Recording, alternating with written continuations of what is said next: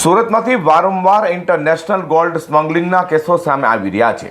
તે સુરત એસઓજીની ટીમે જહાંગીરપુરા વિસ્તારમાંથી સ્મગલિંગ કરી લવાયેલા લાખો રૂપિયાના ગોલ્ડ સાથે એક મહિલા સહિત 4ને ઝડપ્યા હતા, જે ગુનામાં મુખ્ય સૂત્રધાર એવા માંગરોળના પિતા પુત્રને પણ એસઓજીની ટીમે ઝડપી પાડ્યા છે। સુરત શહેરમાં ઇન્ટરનેશનલ અને તેમાં પણ દુબઈની ફ્લાઇટ શરૂ થઈ ત્યાંથી સ્મગલિંગના ગુનાઓ સામે આવી રહ્યા છે।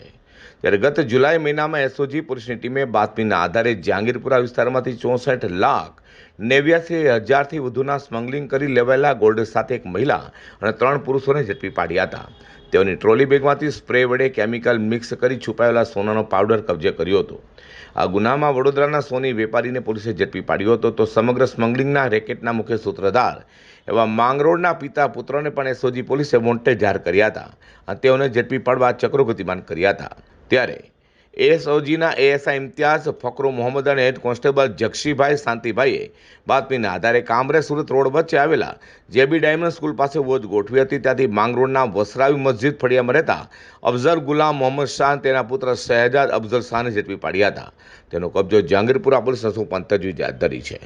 Bureau report G10 news.